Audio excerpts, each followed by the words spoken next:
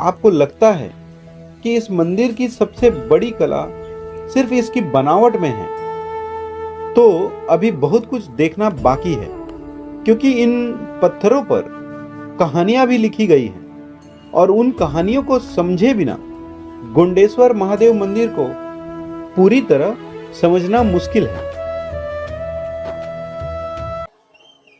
हर मंदिर की अपनी एक पहचान होती है। कोई अपनी ऊंचाई के लिए जाना जाता है, कोई अपनी बनावट के लिए और कोई अपनी आस्था के लिए। लेकिन महाराष्ट्र के नासिक डिस्ट्रिक्ट के सिन्नर में एक ऐसा मंदिर है जिसकी असली पहचान पहली नजर में समझ ही नहीं आती। मैं जब पहली बार गोंदेश्वर महादेव मंदिर पहुंचा तो मुझे भी लगा ये बस एक प्राचीन शिव मंदिर होगा, लेकिन जितनी देर मैं इस जगह को देखता गया उतने ही नए प्रश्न मेरे मन में आते गए। ये मंदिर इतना अलग क्यों लग रहा है? इसके आसपास और 4 छोटे मंदिर क्यों हैं? इतने भारी पत्थर 1000 साल से बिना हिले कैसे खड़े हैं? और आखिर गोंदेश्वर महादेव मंदिर को इतना खास क्या बनाता है? इसी सवाल का जवाब ढूंढने के लिए आज हम चलेंगे लगभग 1000 साल पीछे। मैं हूं शंकर सिंह राजपूत और आप देख रहे हैं शंकर जर्नी। किसी भी प्राचीन मंदिर को समझना हो तो सबसे पहले एक सवाल पूछना पड़ता है, ये मंदिर यही क्यों बनाया गया? और गोंदेश्वर महादेव मंदिर के साथ भी मेरे मन में सबसे पहला सवाल यही था, आखिर सिन्नर ही क्यों? और रिसर्च करने पर पता चला कि लगभग 11वीं और 12वीं सदी के दौरान ये पूरा क्षेत्र सेवना या यादव राजवंश के प्रभाव में था। उस समय सिन्नर काफी महत्वपूर्ण नगर माना जाता था और कई इतिहासकार मानते हैं कि इस मंदिर का पुराना नाम गोविंदेश्वर था और इसे यादव काल के शासक राघव गोविंद से जोड़ा जाता है। हालांकि इस बात पर सभी इतिहासकार एक मत नहीं हैं, लेकिन एक बात निश्चित है, ये मंदिर यादव काल की कला और सोच का एक बेहतरीन उदाहरण है। मैं जितना इसके बारे में पढ़ रहा था उतना ही मेरी उत्सुकता बढ़ रही थी, लेकिन जब मैं मंदिर के बीच में खड़ा हुआ तब मुझे एक और बात नजर आई।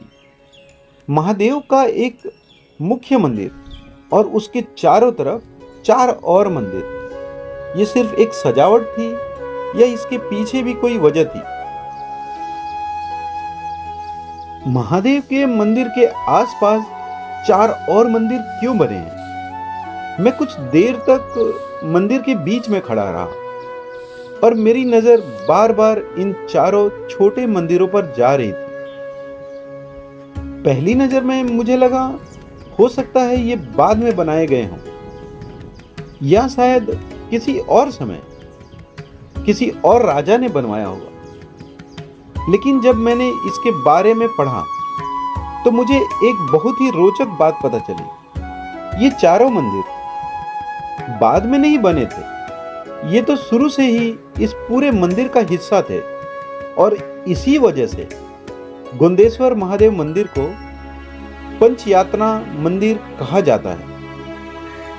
पंच मतलब 5, यातन मतलब पूजा का स्थान, यानी एक ऐसा मंदिर जहां 5 देवताओं का सम्मान एक साथ किया गया है। बीच में भगवान महादेव,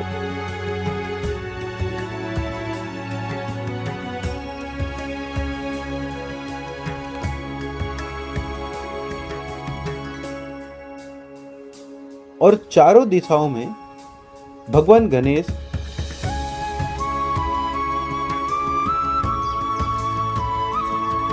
भगवान विष्णु,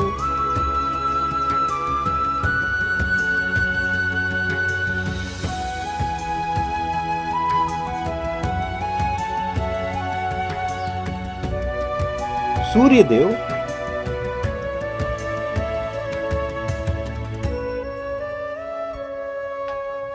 और मां पार्वती के मंदिर।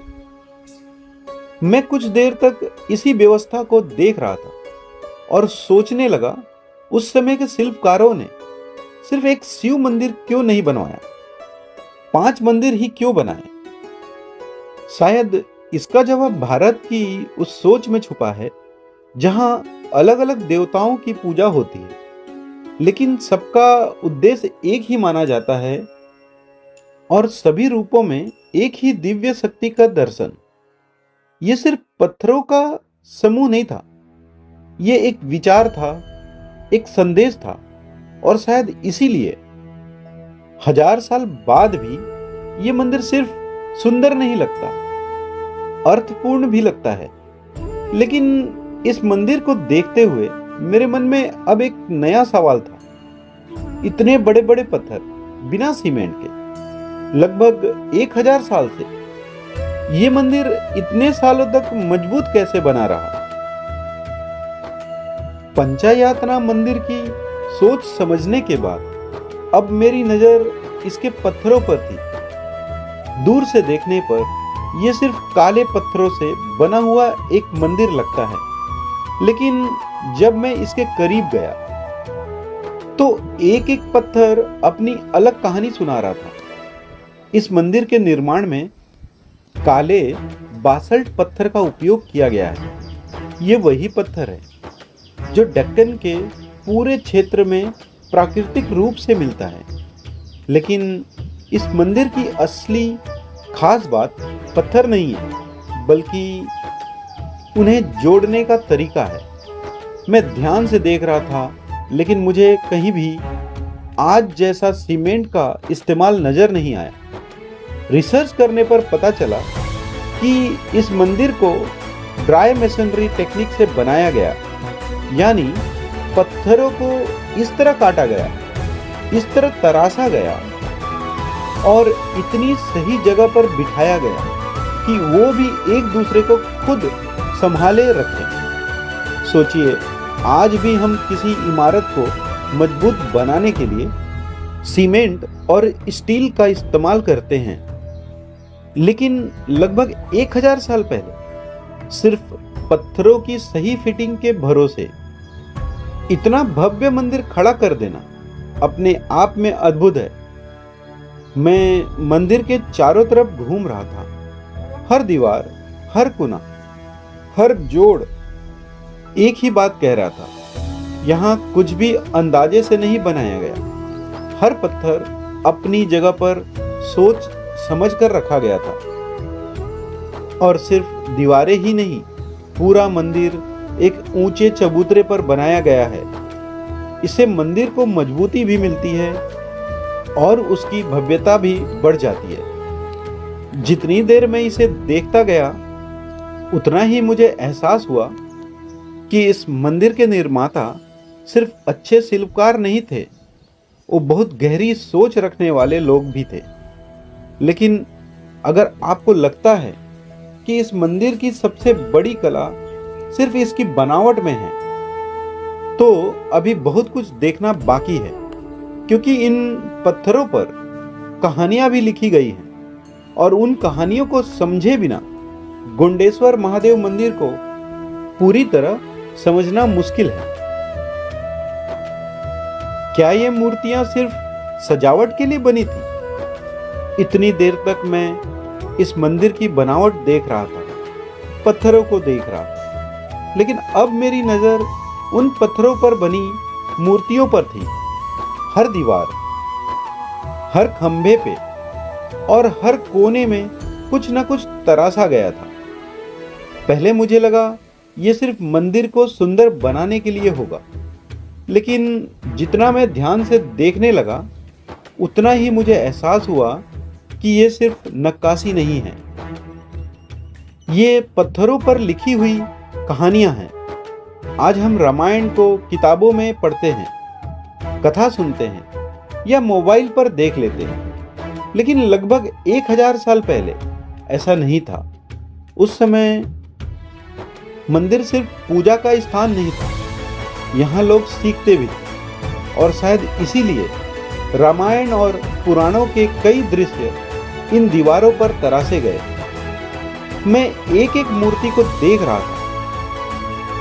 कहीं भगवान विष्णु का नरसिम्हा अवतार नजर आया, जहां भगवान ने भक्त प्रहलाद की रक्षा के लिए अधर्म का अंत किया। फिर मेरी नजर मंदिर के नीचे बनी हाथियों पर गई।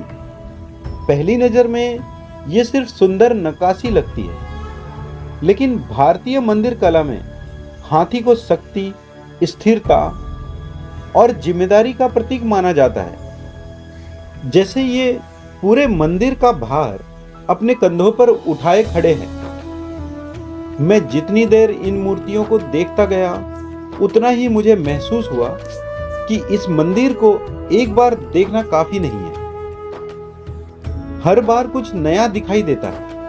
हर मूर्ति एक कहानी, हर आकृति एक संदेश और हर दीवार एक किताब की तरह, जिसे पढ़ने के लिए बस थोड़ा सा वक्त चाहिए। लेकिन जब मुझे लगा कि अब मैं इस मंदिर को काफी समझ चुका हूं, तब मेरी नजर एक और छोटी सी बात पर पड़ी। एक ऐसी बात जिसे देखकर मुझे समझ आया कि इस मंदिर की खूबसूरती सिर्फ उसकी कला में ही नहीं, उसकी सोच में भी छुपी है। महादेव पर चढ़ाया गया जल मंदिर से बाहर कैसे निकलता है? मैं मंदिर के बाहर घूम ही रहा था, तब मेरी नजर एक ऐसी जगह पर गई जिसे देखकर शायद ज्यादा लोग बिना रुके ही निकल जाते होंगे। महादेव के शिवलिंग पर हर दिन जल अभिषेक होता है, और हर जल अभिषेक के बाद एक सवाल उठता है, इतना सारा जल जाता कहाँ है? और इसका जवाब मंदिर के बाहर ही छुपा हुआ है। गर्भगृह से निकलने वाले जल के लिए यहाँ एक अलग मार्ग बनाया गया है, और उस मार्ग का अंतिम हिस्सा एक मकारा के मुख के रूप में बनाया गया है। यहीं से अभिषेक का जल बाहर निकलता है। पहली नजर में ये सिर्फ पानी निकलने का रास्ता लग सकता है, लेकिन जब मैंने इसके बारे में पढ़ा तो समझ आया कि ये सिर्फ ड्रेनेज सिस्टम नहीं है। ये उस सोच का हिस्सा है जहां पूजा की हर छोटी बात पहले ही सोची गई थी। जल गर्भगृह में जमा ना हो, मंदिर को नुकसान ना पहुंचे और पूजा बिना किसी रुकावट के चलती रहे, ये सब मंदिर बनाते समय ही सोचा गया था। लगभग 1000 साल पहले, जब ना मॉडर्न मशीनरी थी, ना कंप्यूटर, ना इंजीनियरिंग सॉफ्टवेयर, तब भी इतनी सोच के साथ इतना सुंदर और व्यवहारिक मंदिर कैसे बना दिया गया? तब मुझे एहसास हुआ कि हम अक्सर पुराने मंदिरों को सिर्फ उनकी उम्र से नापते हैं, लेकिन उनकी असली पहचान उनकी सोच है। और शायद इसीलिए गोंदेश्वर महादेव मंदिर आज भी सिर्फ एक प्राचीन इमारत नहीं, एक जीवित विरासत है। लेकिन अब सिर्फ एक ही सवाल बाकी था। लगभग 1000 साल बाद ये मंदिर हमें आज क्या सिखाता है? जब मैं गोंदेश्वर महादेव मंदिर से बाहर निकल रहा था, मेरे मन में बार बार एक ही बात आ रही थी। हम अक्सर किसी प्राचीन मंदिर को देखकर कहते हैं, ये 1000 साल पुराना है, लेकिन क्या सिर्फ पुराना होना किसी मंदिर की पहचान है? मुझे नहीं लगता। मेरे लिए इस मंदिर की सबसे बड़ी पहचान इसकी उम्र नहीं, बल्कि इसके पीछे की सोच है। और मैं सोच रहा था, जिन लोगों ने इसे बनाया, उन्होंने सिर्फ पत्थर नहीं तरासे, उन्होंने एक सोच को आकार दिया, एक ऐसा स्थान बनाया जहां भक्ति है, कला है, ज्ञान है और प्रकृति के साथ एक परफेक्ट कोऑर्डिनेशन भी है।